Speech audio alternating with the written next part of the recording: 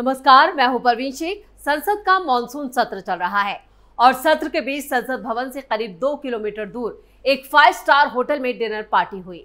ये dinner party Jamiat उलेमाए Hind के प्रमुख मौलाना महमूद मदनी ने विपक्षी सांसदों के लिए रखी थी। जमीयत, जो कि देश में मुसलमानों के एक बड़े वर्ग का प्रतिनिधित्व करती है, उसने विपक्षी सांसदों के लिए पार्टी रखी। लिहाजा ये सबको समझ आ गया था कि डिनर पार्टी का मकसद भी सियासी ही होगा। अब इस पार्टी को लेकर हाईकोर्ट का एक अहम बयान भी सामने आ गया है, जिसको लेकर ये डिनर सवालों में आ चुका है। ऐसे में कुछ सवाल भी सुलग रहे हैं। ये सवाल हैं, मौलाना मदनी की डिनर पार्टी का क्या था मकसद? क्यों पार्टी में विपक्षी सांसदों ने गाजा पर की चर्चा? बिहार में चल रही एसआईआर प्रक्रिया पर क्या है विपक्ष का एजेंडा? बॉम्बे हाईकोर्ट ने मौलाना गैंग को क्यों लगाई फटकार? संसद के मॉनसून सत्र के आगाज के साथ ही विपक्षी पार्टियां भी अपने नापाक मंसूबों को कामयाब करने की जुगत लगा रही हैं। संसद सत्र की वजह से बड़ी संख्या में सांसदों का जमावड़ा इस वक्त दिल्ली में है। इस बीच जमीयत उलेमाए हिंद के प्रमुख मौलाना महमूद मदनी ने विपक्षी दलों के सांसदों के लिए बुधवार रात को एक डिनर पार्टी रखी थी। ये डिनर दिल्ली के 5 सितारा होटल में रखा गया था और इस दौरान विपक्ष के दर्जन भर से ज्यादा सांसद मौलाना महमूद मदनी के इस डिनर पार्टी में शामिल हुए। दिल्ली की सर्द शाम में शांग्रीला होटल का माहौल सियासी चर्चाओं और विपक्षी एकजुटता का संकेत दे रहा था। जमीयत उलेमाए हिंद के अध्यक्ष मौलाना महमूद असद मदनी के इनविटेशन पर सभी विपक्षी राजनीतिक दलों के सांसद एक मंच पर इकट्ठा हुए। Congress, Samajwadi party, TMC, Biju Janata Dal, DMK, all India Muslim league जैसे दलों के प्रमुख नेताओं ने इस डिनर में हिस्सा लिया। यह आयोजन सिर्फ एक औपचारिक मुलाकात नहीं थी, बल्कि देश और दुनिया के मुद्दों पर विचार विमर्श का मौका था।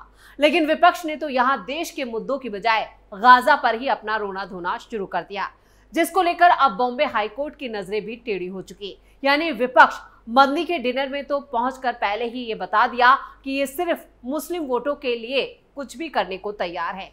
दरअसल मौलाना मदनी ने फिलिस्तीन के मुद्दे पर भारत सरकार की नीति की कड़ी आलोचना की। उन्होंने कहा, भारत की मौजूदा विदेश नीति देश के ऐतिहासिक और नैतिक मूल्यों के खिलाफ है।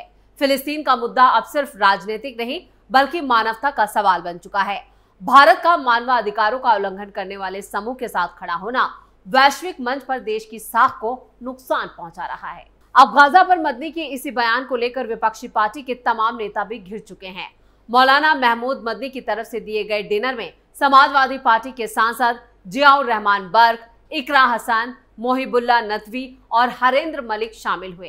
कांग्रेस से इमरान प्रतापगढ़ी, इमरान मसूद और जावेद खान ने भी हिस्सा लिया।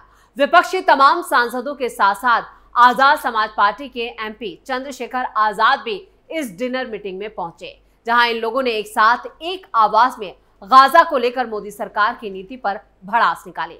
लेकिन अब इन नेताओं पर देश की अदालतें भी भड़क चुकी हैं और गाजा को लेकर चल रहे विपक्षी एजेंडे को जोरदार झटका लगा है। बॉम्बे हाईकोर्ट से विपक्ष को जोरदार झटका। बॉम्बे हाईकोर्ट ने 25 जुलाई को भारतीय कम्युनिस्ट पार्टी की दायर एक याचिका को खारिज कर दिया, जिसमें मुंबई पुलिस के गाजा में हो रहे नरसंहार के खिलाफ आजाद मैदान में विरोध प्रदर्शन की इजाजत देने से इनकार करने को चुनौती दी गई थी। यानी एक रैली की इजाजत मांगी गई थी, जिसकी इजाजत मुंबई पुलिस ने नहीं दी, जिस पर जस्टिस रविंद्र घुगे और गौतम अखंड की खंडपीठ ने याचिका खारिज करते हुए एक सख्त टिप्पणी भी की। कहा कि हजारों मील दूर के मुद्दों पर ध्यान केंद्रित करने की बजाय पार्टी को भारत को प्रभावित करने वाली समस्याओं पर ध्यान देना चाहिए। यानी अपना फोकस यहाँ देश से जुड़े मुद्दों पर होना चाहिए, अपना ध्यान उस पर केंद्रित करना चाहिए। तो अब आपको मदनी की डिनर पार्टी में जो गाजा को लेकर चर्चा हुई, उसका सीधा कनेक्शन मुंबई में होने वाली रैली से था। लेकिन मुंबई हाईकोर्ट ने तो विपक्ष को जोरदार पटखनी दी।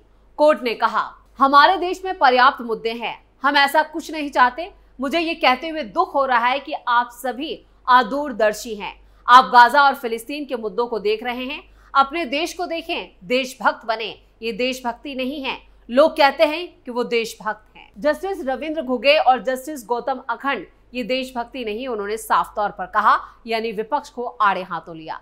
बॉम्बे हाईकोर्ट ने आगे सुझाव दिया कि पार्टी को स्थानीय लोगों से जुड़ी समस्याओं को उठाना चाहिए। यानी लोकल जो मुद्दे हैं, जो लोगों से जुड़े हैं, जो लोगों से जुड़ी समस्याएं हैं, उनको उठाना चाहिए। देश के लोग रोजमर्रा के जो मुद्दे हैं उन पर ध्यान देना चाहिए। लोगों से जुड़ी चिंताओं जैसे कि कचरा डंपिंग, प्रदूषण, जल निकासी और बाढ़ को मुद्दा बनाना चाहिए। हाईकोर्ट की खंडपीठ ने साफ कहा कि आप भारत में एक रजिस्टर्ड एक संगठन हैं। अगर आप कचरा डंपिंग, प्रदूषण, सीवरेज, बाढ़ जैसे मुद्दों को उठा सकते हैं, हम सिर्फ उदाहरण दे रहे हैं। उन्होंने ये उदाहरण देते हुए कहा, आप उन पर विरोध नहीं कर रहे बल्कि देश के बाहर हजारों मील दूर हो रही किसी चीज पर विरोध कर रहे हैं।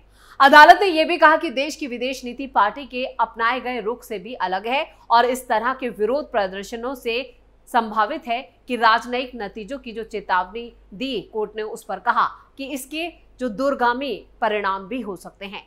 कोर्ट ने कहा, आप नहीं जानते कि इससे कितनी धूल उड़ सकती है, फिलिस्तीन या इजराइल की तरफ जा सकती है। आप ऐसा क्यों करना चाहते हैं? यह स्पष्ट है जिस पार्टी का आप प्रतिनिधित्व करते हैं उसे देखते हुए कि आप नहीं समझते कि ये देश के विदेशी मामलों पर क्या असर डाल सकता है। वामपंथी पार्टी यानी सीपीआई-एम ने इस नामंजूरी को हाईकोर्ट में चुनौती दी थी। यानी जो मुंबई पुलिस से रैली की इजाजत मांगी गई थी आजाद मैदान में, उससे इनकार करने के बाद इसे हाईकोर्ट में चुनौती दी गई।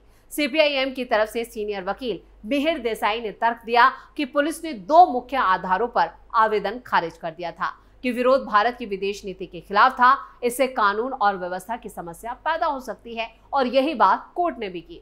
उन्होंने तर्क दिया कि भले ही विरोध विदेश नीति के खिलाफ हो, नागरिकों को एक निर्दिष्ट स्थान पर प्रदर्शन करने का अधिकार है और कानून और व्यवस्था की स्थिति की संभावना को उस अधिकार को अस्वीकार करने के कारण के रूप में इस्तेमाल नहीं किया जा सकता, जैसा कि सुप्रीम कोर्ट के कई फैसलों में इसकी पुष्टि की गई है। यानी यहाँ पर सुप्रीम कोर्ट का हवाला दिया गया, सुप्रीम कोर्ट के दिए गए फैसलों का हवाला दिया गया और जवाब में राज्य का प्रतिनिधित्व करने वाले जो सीनियर वकील थे उन्होंने कहा कि पुलिस को प्रस्तावित विरोध पर आपत्तियां मिली थी। यानी यहाँ पर उन्हें पता था कि कानून व्यवस्था पर आंच आ सकती है, इसलिए इसकी इजाजत नहीं दी गई और इसी को लेकर यहाँ पर इसको हाईकोर्ट में चुनौती दी गई।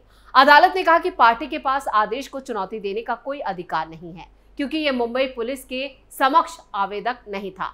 बॉम्बे हाईकोर्ट ने जिस तरह से इस मामले को डील किया है उससे साफ है कि वामपंथी पार्टियां जो अक्सर देश विरोधी एजेंडे पर काम करती हैं, उन्हें जबरदस्त झटका लगा है। मुंबई के आजाद मैदान में गाजा को लेकर रैली करने को लेकर यह याचिका दायर की गई थी और मुंबई पुलिस ने जब इस आवेदन को नामंजूर कर दिया तो बॉम्बे हाईकोर्ट का रुख किया गया। नीचे लो। अब इस तरह से गाजा के नाम पर देश में अव्यवस्था नहीं फैलाई जाएगी। वैसे मदनी की डिनर पार्टी में जो विपक्षी सांसद शामिल हुए उन पर भी ये बात लागू होती है, खासतौर से कांग्रेस पार्टी पर, जो संसद के अंदर ही उनके जो सांसद हैं वो फिलिस्तीन और गाजा के नाम पर जो अव्यवस्था फैलाते हैं उसको लेकर क्या कहा जाए। फिलिस्तीन के बैग लेकर पहुंच जाते हैं और खुलेआम भारत की विदेश नीति का विरोध करते हैं। प्रियंका गांधी वाड्रा और उनकी पार्टी के तमाम सांसद पिछले संसद सत्र में फिलिस्तीन के नाम पर जो बैग लेकर गए थे उसकी भी सोशल मीडिया पर जमकर आलोचना हुई। हद तो तब हो गई जब विपक्षी सांसदों ने गाजा को लेकर सदन में चर्चा तक की मांग कर डाली थी।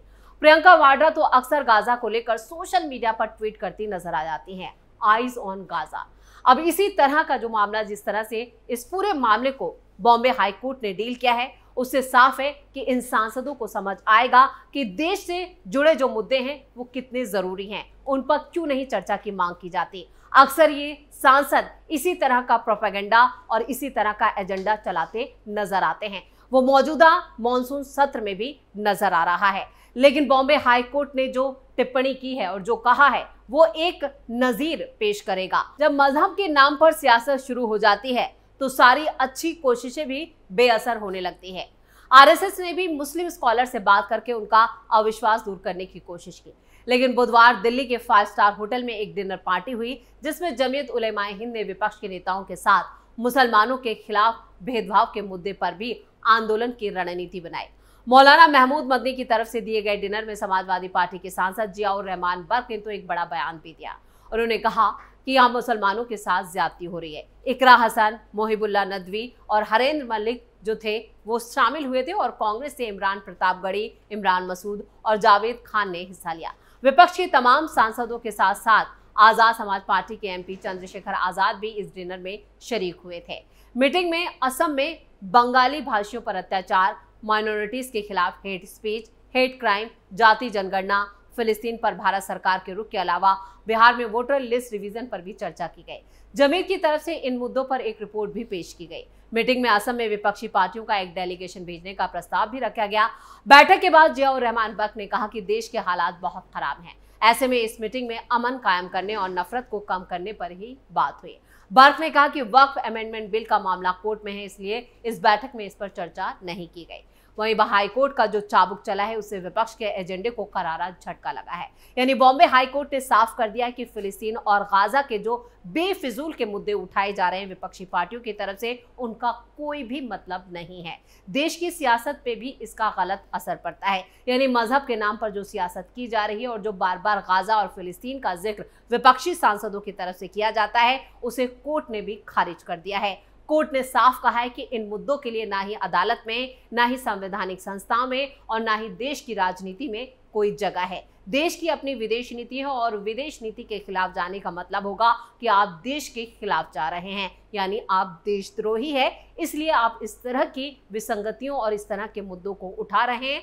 आगे से अदालत का वक्त खराब ना करें। यानी हाई कोर्ट ने एक जोरदार चाबुक चलाया है विपक्ष पर, खासतौर से वामपंथी विचारधारा और वामपंथी पार्टियों पर, जो एक अलग तरह का प्रोपेगेंडा देश में चला रहे हैं और लोगों को भ्रमित कर रहे हैं, भ्रामक जानकारी दे रहे हैं और उनके मंसूबे के लिए जो बाहर से फंडिंग होती है उसकी भी डिटेल अब सरकार के पास आ गई है। यानी आने वाले वक्त में अब सरकार की तरफ से भी इनके खिलाफ बड़ा एक्शन लिया जा सकता है। बॉम्बे हाई कोर्ट ने जो फैसला दिया है उसके बाद विपक्षी पार्टियों के भी होश फाख्ता हो गए हैं। खासतौर से कांग्रेस पार्टी की तो नींद उड़ चुकी है। इसी के साथ सुलगता सवाल में इतना ही। वीडियो कैसा लगा कमेंट करके अपनी राय जरूर दें। वीडियो को लाइक करें, शेयर करें और कैपिटल टीवी को सब्सक्राइब जरूर करें।